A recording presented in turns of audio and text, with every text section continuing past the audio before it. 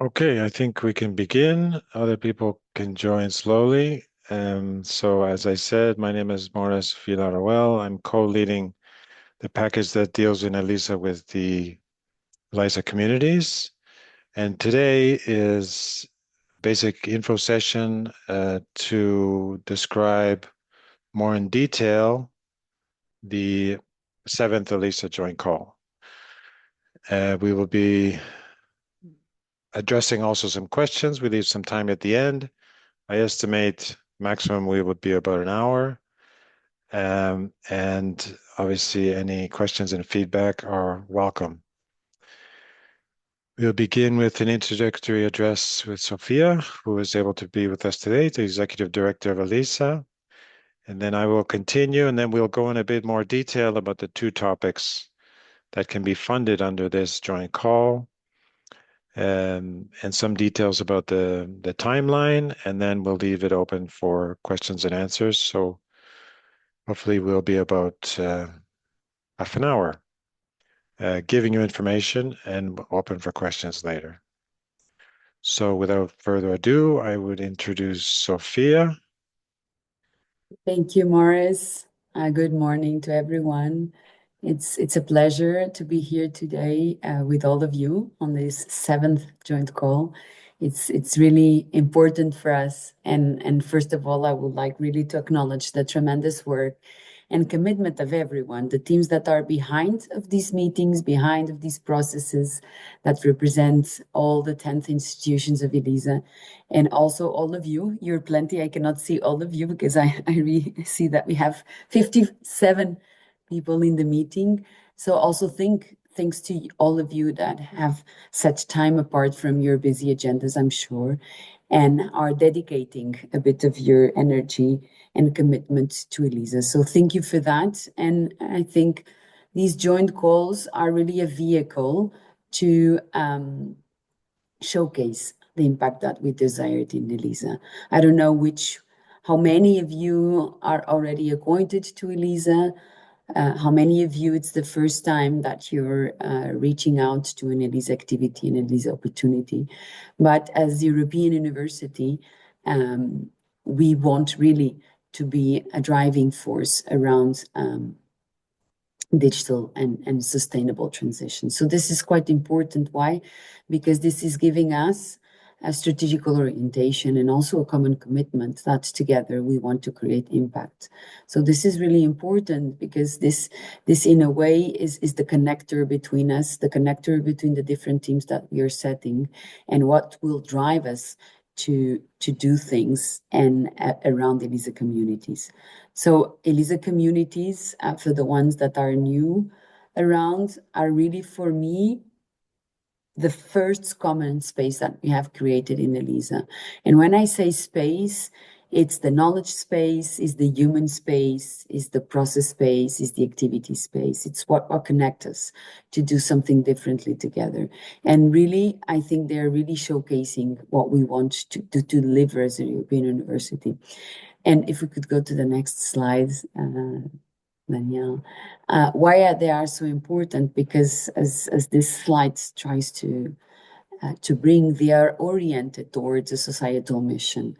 These communities are oriented to a mission, normally connected to one or several sustainable development goals, and can be a magnet to attract challenge, activities, people. And when I say people, is because we really want that these communities are a space for the students, but also for the academics and staff of the universities and other elements of these education ecosystems, other external stakeholders, NGOs, companies that can come to university as a safe place. And I think nowadays we can say that still in the university, we have that capacity to create neutral spaces to address these questions.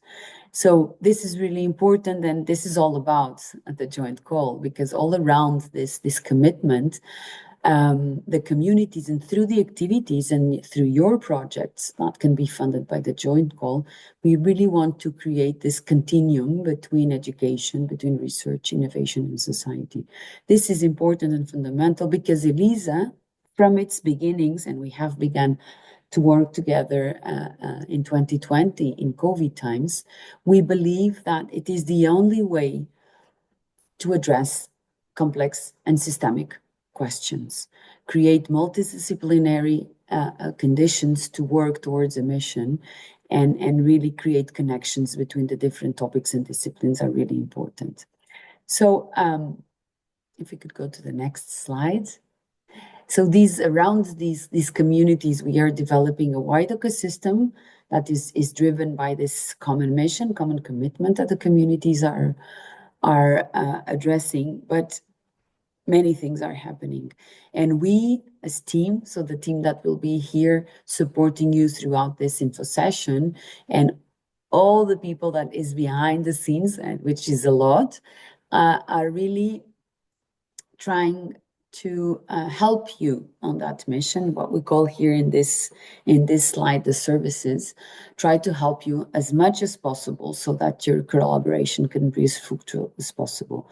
So around us, you'll have at each institution a local office, a local communication office, a local coordinator, work package representatives, a management structure that is helping you and should be helping you to thrive in this common mission. So in this 7th joint call, and as Maurice introduced a little bit, we have 2 topics, and I'm really glad to see that we have also dedicated an even more explicit space to students, because we believe that students is a driving force of our initiative.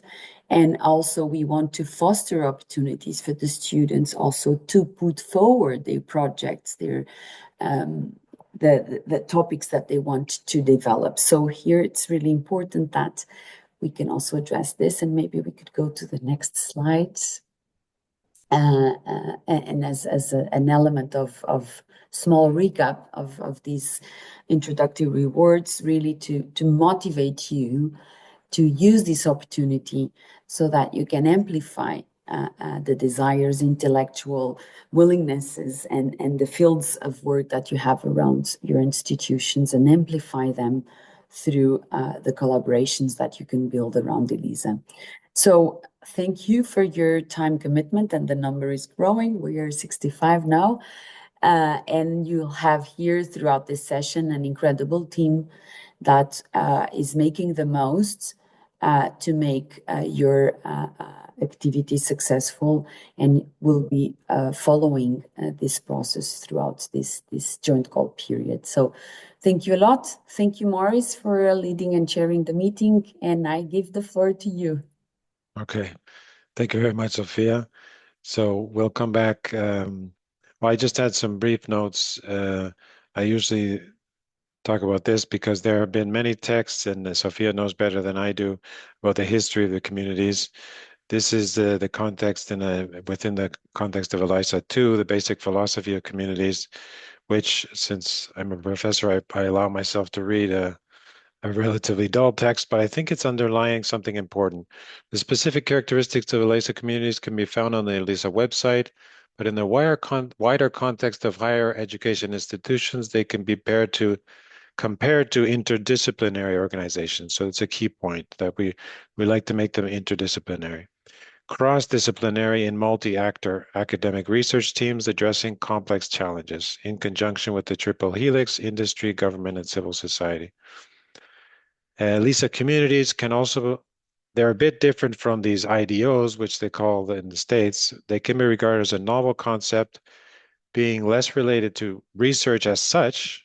We're not paying for research as such, but we are supporting innovative teaching methods, which links research, innovation, and challenge-based learning. So this is one of the key core aspects of ELISA itself as a project, no? And an alliance. Joint calls have been used to promote this linkage, emphasizing the important role of education and training. So we really are promoting, as Sophia said, we have the mission, but we are, let's say, providing funding to promote learning activities that support these missions. As Sophia said, we have one more since last week, 66 communities. Some of these new communities rise thanks to the joint calls. And of this basic circle, which I think is very important, I would underline three basic ideas that in order for the joint call, you have to have at least a community to apply. You have to support or provide or organize, develop an activity. And this activity has to provide ELISA credentials. So this is part of the main skeleton of um, the ELISA community ecosystem and the joint calls in order to obtain funding. So here we have a innovative learning ecosystem. And just to go slowly but surely into today's main theme, which is describing the seventh joint call, when I imagine most of you are thinking about organizing a joint call, this is some data from the last three, uh, not from joint call 6, because not all the data is in, but from joint call 3, 4, and 5, which has all been in ELISA 2.0, a cost per participant and number of participants. This is something as part of the evaluation committee that we also have to consider, where joint calls should be focused on participation, and it should be democratic in the sense it involves all the partners. And it shouldn't necessarily be too high either. So we have some activities where it's bordering on 400 euros per learner, but some are much cheaper. And some also have a lot of students participating in activity, partly because this can be online or hybrid, some of these activities, which you have underlined in the text. So this is a bit the realm of numbers we're working, where a lot of them are between 50 and 100 participants. And probably most of them are over or around the 100 and 200, 250 euros per participant. Of course, we can't make it too expensive per participant or we lose the number of users. And we have limitations on the participants, but this is just to give you a basic idea of where we're moving with some data. So I will go now to the specific topics. We have two topics, and Ecem is here today from ITU in Istanbul. She will provide a brief overview along with Camille from PSL, adding a bit more detail. Ecem? Yeah, thank you, Maurice. And hello, everyone. This is Ecem Tezer from Istanbul Technical University. I will briefly introduce topic one. As you see, we have two different topics in this call. And topic one is basically focusing on how building education, research, and innovation together. And in this topic, we are welcoming proposals that emerge from collaborations within or between ELISA communities. The main idea is creating activities that connect learning with research and innovation while also aligning with the ELISA objectives and sustainable development goals as well. So basically, just like in the previous calls, the purpose is to boost collaboration across the alliance. And we want to engage all stakeholders, both within the alliance and the external stakeholders. You want to create educational experience that can answer the real life challenges while we are connecting together interdisciplinary perspective through interdisciplinary perspective. And for this part, in this topic, we are dedicated 50 points to the activity design, where you basically explain how your activity will be structured and delivered. So this is I guess the largest topic that has the largest part of points as well. And here in the proposal form, we want you to clearly show how the activity is aligning with the ELISA strategic areas, how you can attracting the talent to the alliance, and how you are actually create a potential collaboration or the partnership with all the other stakeholders that I cannot list here right now, all the external stakeholders. And in your proposal, if you are proposing an activity that is a research training type of activity, we basically expect you to incorporate interdisciplinary methodologies, as always, project-based learning, research-based learning, service learning, challenge-based learning. These are the all the typical activity types or the methodologies that we are always emphasizing in ELISA joint course. And if you are proposing an innovation-related or innovation-oriented activity, then we are suggesting you to address at least one element of ELISA innovation path, whether you are through this activity, whether you are raising awareness through an entrepreneurship, or whether you are trying to develop any skill, or whether you are promoting new communities, we want to see that in your proposal. And Daniel, if you can switch to the next slide, please. Thank you. In your activities, there are different formats. Your activities can be in the form of seminars, lectures, summer schools, hackathons. There are many types of activities that you can format your activity, but no matter what type of your design, it is important that it has to be either in an online version or a hybrid component because of the accessibility for all and the ecological concerns. So please must include an online or hybrid component. And it is also important to have a balanced participation across the partners. So it should be open to all ELISA students, for example. Your participation criteria should be clear. Please be clear about it. And as Maurice emphasized at the very beginning, each ELISA activity should assign an ELISA credential to the participants. It's a must. But depending on the workload, you can also consider the ECTS option. It's completely optional. But depending on the workload of the activity, we encourage you to consider that. And finally, I want to have a special emphasis on the open science principles. This is a new topic in the joint call we would like to highlight more. As you have seen in the call itself, open science is the key requirement in this call. So we want the proposal should demonstrate how the knowledge, the tools, or the methods will be shared openly. It's an important and integral part. So if you are not familiar with the open science concept itself, actually it is a way of doing scientific research that promote openness, transparency, accessibility, the reusability of the methods, of the data, of the output. So it's a really integral part of this call. So we would like you to be very clear about it.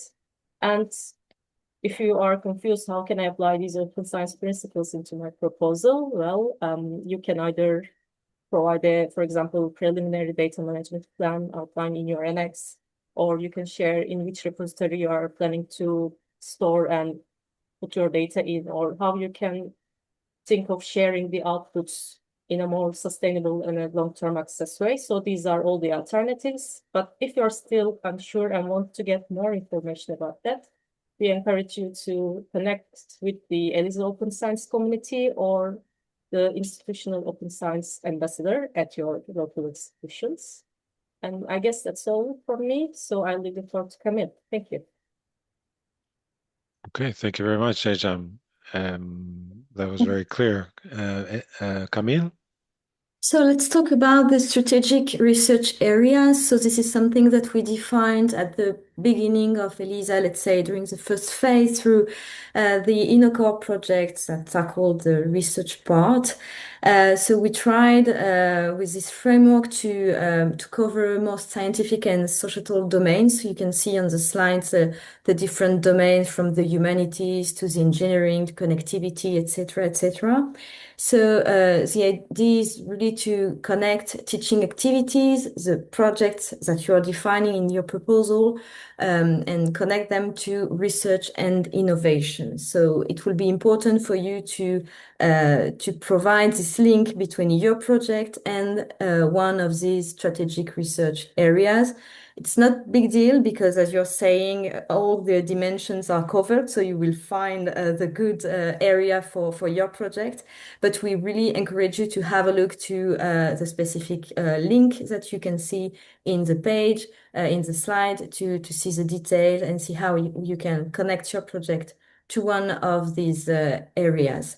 The idea is to help create a stronger impact on society and show it on the proposal and show that your proposal is aligned with ELISA's vision and priorities. We already talked about the evaluation criteria, in fact. So I think that the slide was duplicated. Okay. So I'll let you continue. Okay, thank you, Camille, for bringing that up. So yes, underlining the importance that we have strategic areas within ELISA, and they are kind of born to be interdisciplinary as well. So just to put and consider that. For excellence and impact and implementation, I think those are basically self-explanatory. We're looking for things that are relevant, novel, and have societal impact. And implementation is just more of a typical section about how you plan to execute this. How it could be sustainable more in time and economically, not necessarily ecological in the ecological sense, but how this can be maintained, let's say next year or in the coming years, without necessarily funding from the joint call. We are providing some seed money so that you can start, but maybe in the future you can have external stakeholders who provide funding and a general overall budget.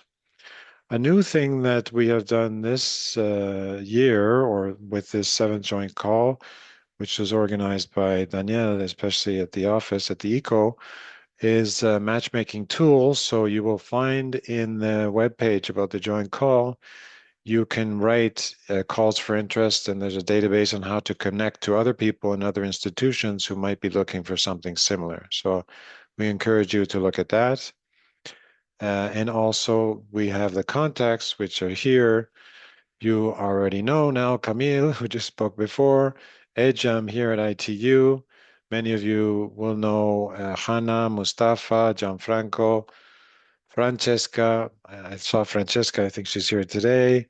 Myself, Michele from SED. So these are people are Work Package 8 representatives, but Work Package 8 might not mean anything to you.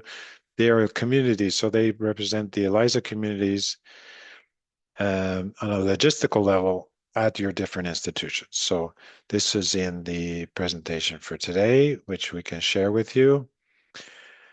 And another interesting addition to the 7th joint call is the topic for students. So student-led training, community building, and campus engagement, which will be presented, which seems logical, by a student. So Milan will be presenting. He has been involved in our work package and coming diligently to our meetings, but he is also a student at BME, and he's also part of the student council. So Milan, go ahead. Hello everyone, my name is Milan Amada, and as you heard, I'm a student at Budapest University of Technology and Economics. And there is a new topic for joint calls. This topic too is for students. Our motto is built by students for students. And it's a student-led part of joint call. And it is to turn your ideas into international ELISA activity. And why to do so? So the first reason is to build community across campuses, build long-lasting student networks, and somehow make connections that last beyond one event. And second, gain hands-on skills and facilitation, project management, communication, teamwork, problem solving, or anything else. And the third reason is to earn official ELISA credentials. So by participation, you get recognition. And there are different type of formats that you can organize events in. For example, hackathons, peer trainings, lecture series, contests, or community events. But the focus is always on challenge-based learning and the real societal impact, SDGs, Sustainable Development Goals. And I brought some archetypes. For example, the activity can be like the connector. For example, a buddy or onboarding program that help students build connections by activity. Or it can be the accelerator, for example, a skills bootcamp that helps you improve skills that are connected to societal impact. So maybe here we can also say communication, teamwork, etc. And you can work on different type of problems, challenges. And there is the third one, the solver, which is, for example, challenge weekend with stakeholders. It can be some solutions to rival challenges. For example, challenges that you face where you are working at a company, or challenges that are the NGOs are facing or you facing at student life. So you can work on together these type of challenges and solve them in teams. We can go to the next slide. Thank you. And here's the application. These are four simple steps why you can apply. First one is to form a team. It is important that it's a student-led activity. So you have to get one student lead and a student co-lead. Second, you need to find partners, and you need at least 3 ELISA universities. So partners from 3 ELISA universities. If you don't have any partners yet, don't be sad. You can use the call for interest and the ELISA database that we have on the web page. Third, you need to design activities. The formats can be online or hybrid, and you must have clear outcomes and evaluation methods. So, for example, number of participants, what will the outcome will be, or what you will learn throughout these activities. And the final one, is to submit your proposal. You can download the Word proposal document from the web page, fill it out, and send it to the communities at elisa.eu. And some important information for the application. The funding is up to 12,000 euros per activity. It's a strict cap. The deadline is at 15th of March this year. The evaluation is based on design, impact, and implementation for this topic too. And the timing for the activities run from the 1st of June this year to the 31st of May next year. So good luck with your proposals. Okay. Thank you very much, Milan. I think that was very clear, and you broke it up into steps. There are some 2 slides here, which I think I leave for the presentation that will be sent to you about the rationale and scope. And I think this is a bit repeating what Milan was saying, to empower students to take ownership, foster student-led training. This is important for community building because in the past, there have been some joint call activities with students, and there are student-led communities.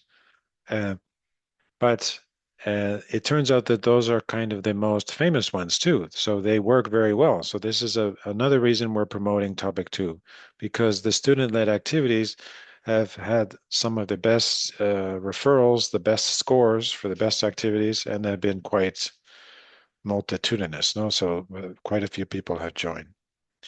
Building meaningful connections, and of course, we want the students involved at the different levels. And here it's similar. The only thing I point out here, this was already pointed out by Milan, was in topic 1, this is 50 points, but in topic 2, this has gone down to 40, and we've given 10 extra points here for impact. And you will see that on the application form, that difference. So it's been about half an hour already. Just in closing, there's the matchmaking tool. There are separate info sessions for students, which I think the information is either on the website or you can find out through your student council member at your institution about really helping the students to go through about the proposals, the 4-step that Milan was talking about. And of course, the same slide as before, your contacts at the institutions. This was, I don't think this was mentioned before, but we have 200,000 in general for this call, 120 for topic 1. Again, this is more similar to, for example, to the 6th joint call. Topic 2 is new. There's a bit less money for budget reasons. We have 80,000. and maximum funding is 12,000. This is a maximum funding. Students have come to ask me and said, do I have to spend 12,000? Can I spend 3,000 or 4,000? Of course you can. If you only need 6,000, you don't have to spend the 12,000. And I think the other costs, so basically it's divided into two big frames, the organizational costs. So travel and accommodation for people who are organizing. So let's say Milan wants to organize something at BME, but he's doing it with ITU and UPM. He's paying those students to come to organize the event. Another thing are the participation costs, which should be at least 50% of your budget to pay for people to come to your event, okay, which is a bit different from the organization. So this should be open, as Ejam was saying, to all students of the Alliance partners. There will be another, if you don't make it this time, there will be another call in September of this year. The budget might be a bit lower, and we were planning for a ninth joint call, but we figured out budgetary wise we won't have time for that, which partly explains why we have more money on these two last joint calls than we thought at first. And underlining what Milan said, the 15th of March is the deadline. Those normally we have about 25 applications. We will be looking at the applications on the end of March, and we will be writing emails to the people who have been selected, and just to confirm that they accept, because sometimes there are some discrepancies with the budget, etc. We just want to make sure they understand all the rules before accepting. And then there's a public announcement of the results by early April. So we leave maybe probably the first week. As it's said in the web, it should be sent the Word document.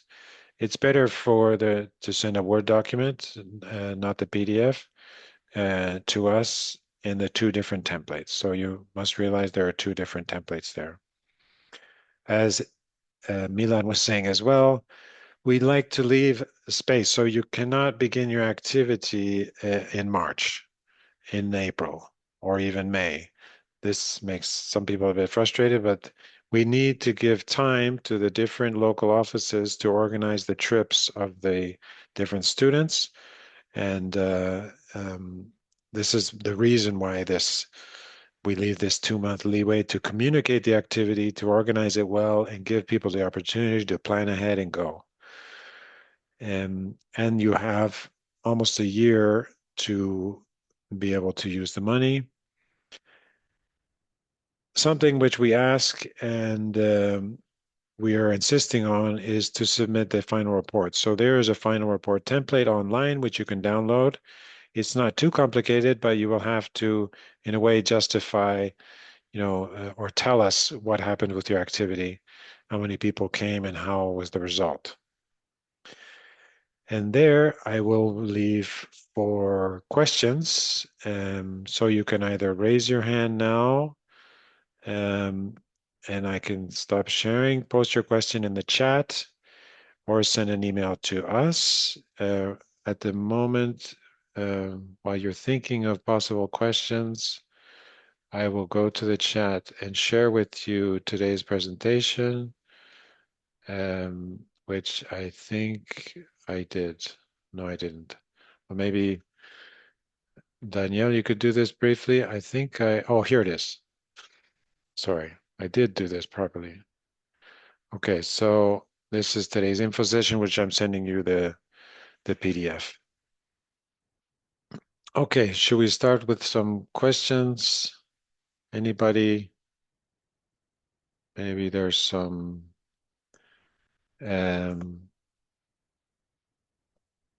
questions in the chat. I'm sorry, I started with allergies today and I'm a bit sniffing. So I say good morning. Does everyone involved in a project in topic 1 need to be a member of an EELISA community in order to participate in the call, or is it enough for the IP or PI to be part of one? So this is a question from Krina. We would strongly suggest they be a member of the community. So this is some activities are asked by even two communities, but if this is a community-led activity, we suggest that the principal investigator, but the other people involved be members of the community. Since you need the contacts from three partner institutions, well, it's kind of easy, no? That the kind of the director of the activity, the lead of the activity, and two other people who are part of the community. So we would suggest that yes. From Elena Mora, is it compulsory for student-led activities to issue ELISA credentials? Yes, we can help the students here, but the idea is that we have a ELISA credential. That doesn't necessarily have to be super complex. I have given credentials to my students for attending a lecture about ELISA, and they have 0.1 credits, but the ELISA credential they can all have on a basic level. So it's a basic level of learning about the alliance, for example. So I would say the answer to that is yes. Deadline May 26th or May 27th. I'm not sure. It should be a 1 year from when the call was published. I think Yeah, it maybe was that There might 27. be there might be a mistake in the presentation because the deadline was May 26. I presume this is a mistake in the okay. presentation. So it should be 27, you're saying? Yes. Okay. Okay. When the activities, it would start preferentially. So when is it better to start your activity? You may have noticed we start the call in February and September. So we're looking to cover the whole year. But a lot of people take advantage of this joint call in February to look for the summer. So this could be a good time for you. Sometimes it's difficult to find the correct slots for students where more students can participate. So this could be the end of the summer, maybe sometime in September, maybe in January. So there seem to be some windows where this could be a bit better for people to join, which I just mentioned. But this depends on the host institution as well. If two students are selected from the same university, can they be in the same team? I guess this is a more specific question. We have a selection process. So let's say that your activity has been approved. You will provide details about when the activity and where it is, and then students will apply. And then through a selection process from our activity organizers will set like a ranking of those students that are accepted. And then this will go through the ELISA central office and those students will be contacted. So all of that has to happen first. If there are two students from ITU who have to come to Madrid and they've been selected, that's no problem. They come. I'm not sure what the team means, but if they come and there are different activities with different teams, I guess it will depend on the activity itself. So I don't know if that answered your question, but if not, you can add some more in the chat. Thanks for the presentation. In the call, it is said that the maximum budget for activity organizer cost is 1,000 euros. Is this the maximum per organizer for all costs? I think the maximum for 1,000 was for external people outside of ELISA. So, for example, if you are organizing something about AI, but you want to invite a professor from a university that's outside of the ELISA partners, you can invite them, but you can't spend more than 1,000 euros on people invited from outside ELISA. I don't think there's a max budget for activity of €1,000. Some cost more than that. So that's not, if we're giving you 12,000, we're not expecting you to spend 10,000 on organization costs. With something more reasonable. It's not just to pay the organization, it's also to pay for at least part of the participation costs. I could, for the student-led activity, when it's mentioned that it should be open to all students, does it mean all levels? Or should it address a specific like bachelor's, master's, or PhD? Again, I think this will depend on the activity. There could be activities specifically for undergraduates, specific for masters or PhDs. I think I've heard some rumors that several PhD communities are trying to get students from PhD. You will have to set up, I think Danielle can correct me if I'm wrong. Once you set up your activity, you would like to attract a certain profile of students. You can set this up in your, so there's a transparent selection process. So I would like this to be especially students from this level in their degree. We are looking for students in this area who could cover certain topics. So I think there's the possibility by the students who organize the activity to set some kind of boundaries of the students that they would like, even on the number of students, but also, let's say, on the types of students they're looking for to make the activity a success. Another question about Arancha, about credentials for student-led activities. How is this done? I mean, there was a suggestion within Work Package 8 to say, well, for these student-led communities and activities, we can provide the minimum limit is that of the 3 people who apply, 2 of them are students, and they can also have a third person who's not a student. So it could be a professor, it could be a person from staff from the university who helps them out. So this has also happened in other joint calls. So this person can help them with the credentials, but also the EELISA local office can easily answer questions about this, how the students can approach their people who I listed before, like Camille, like Ejam from the local office, and ask them how to go about listing the credentials, or they can get help from academics. There is a list about there is information on the web about how the credentials work and possibly what level they work in, from very basic to more advanced. I have a question regarding participation. You say that 50% of the budget should go to participation costs, but purely virtual online formats also possible? Sure, you can do a purely online one, and then presumably your budget will be lower, so you don't have to spend the 10,000. It could be a lower budget. Those seem to be attractive to many students. There's something that's hybrid, so it's more similar to a BIP format where there are sessions beginning in June and maybe one online session per month, June, July, September, October, and then students meet in November physically. But I leave this up to you, I think, to see how you think would be best for the costs.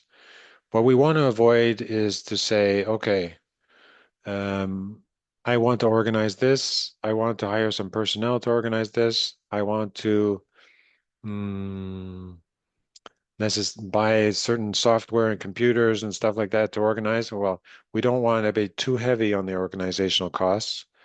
And we have found that the proposals that are more kind of even and they allow for more participation tend to have a higher ranking because they're considering that the participation is quite essential to their event. Is it okay if the same teams from 3 universities ask for 2 different projects with interchanging the IP? I'm not sure what that means. I guess the same community could ask for 2 different ones. Sure. I mean, there's no limit really. We meet I don't know. The nice thing is in our work package that we have one representative from each institution. They know a bit of the activities that might be being asked for. And we meet and we have conversations about, what would be the best activities to promote. As I say, there are approximately 20, 25 proposals, and we can give around 10, in this case, a bit more than that. For topic 1, probably about 15. So possibly if you're asking for 2, it might be better to concentrate on one good one than necessarily have 2 or 3 ones that are a bit less solid. But there's no limit on the proposals that you can send, I think. People can correct me if I'm wrong here from Work Package 8, but I think that makes sense. Thanks for the presentation. Where can we add, says the matchmaking tools. Okay, so it's on, I think HM is sending those. Okay, perfect. And Milan said this, so that would be the link. Milan sent the link for the web page, and there you can see further down how it works. For topic 2, if student-led workshops or participatory activities generate data or insights, could these be used to inform doctoral research, for example, as pilot or exploratory materials, long as ethical? Great idea. I like it. Some of the data coming from communities is being used currently by PhD students who want to, learn more. Some master's students have used them, and there's interest in this, not just in our alliance, but on other alliances. So yes. This reminds me, if you allow me to share my screen again, and this is for example, the application form for topic 2, okay? So when you get this Word document, you will go down. I think everybody can see my screen. You can say, okay, I get up to 40 points for activity design. Please address how you use innovative methods to bring internal and external stakeholders together while promoting the acquisition of skills that will boost employability. And we specifically state that reviewers will assess this. Okay. So if I was going to do this, and I was going to give this to my students for them to handle, I would come here and separate this, copy paste it here, and use these questions that the reviewers have to assess as subtitles for my document. It doesn't have to copy exactly but this would be a subsection in my document. So how do you engage that? And then you write here, blah, blah, blah. And then another subsection, blah, blah, blah. And then another, it seems kind of silly, but not many people do this. So if you could do something like that, it facilitates the reviewers to actually read and score the text itself. Okay, the similar thing here. Excellence and impact. The relevance and knowledge in the context of real world problems. So address that specifically. Okay. I would say that in general, there have been proposals that have not succeeded in one call, but they succeed in the next because they learn. So don't feel too upset if you don't get the approval this time. You can always apply again, and we will give you feedback of how to improve. In that sense, if it's really good and we don't have enough money, there is a possibility that we can somehow see how from the different partners to fund it in another way by making it, well, I don't know, we want the proposals right now, and we want the good ideas, and we will see how it goes from there. But at this point, it's a competitive process, and we will see how many, and we're looking forward to seeing a lot of student-led ones as well. Okay. From Sophia. Can 3 different ELISA communities participate in the same project? We are 3 partners from different. Sure, that's good. That's fine. As long as your communities are accepted. There is a slide today which we include in the PDF, which Danielle added about how to create. So the answer to that one is yes. And there's a last slide for today about how to create a community. You have a certain number of requirements. You need a name, at least 3 community coordinators, a mission, general description, and possible external stakeholders, SDGs, description of attended activities. And then you must create your community on the digital campus. So anybody who's a member of the 10 partners can do this, and this will be approved by Work Package 8 or the community leaders, sorry, the community representatives from each institution. If you are planning on creating a new community, I would do this as soon as possible because our Work Package meets once every 2 weeks normally. So this would be good. Even though we can probably approve these once a week, that would be good to do as soon as possible to create your community.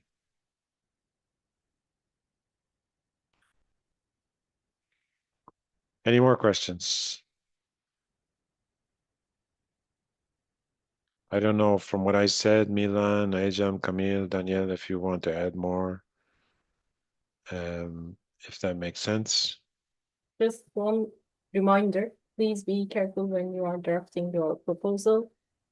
Be careful about the page limitations. That's important for us.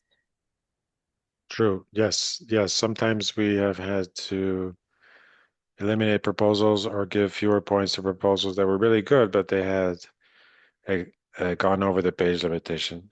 The main limitation is for section 4, when you describe your activity with excellence and implementation, that section cannot be over 5 pages. So maybe the whole thing, if you include the first tables, is more than 5 pages, but section 4 should be 5 pages or less.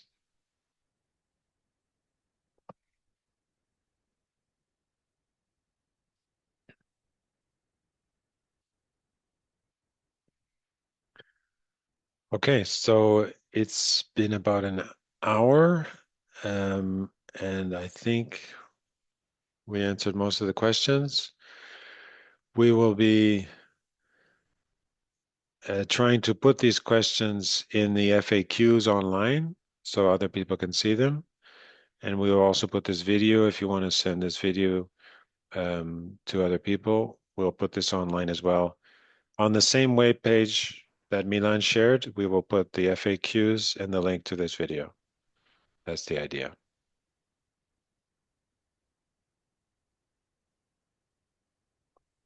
Okay, well, if there are no more questions, I will say bye-bye.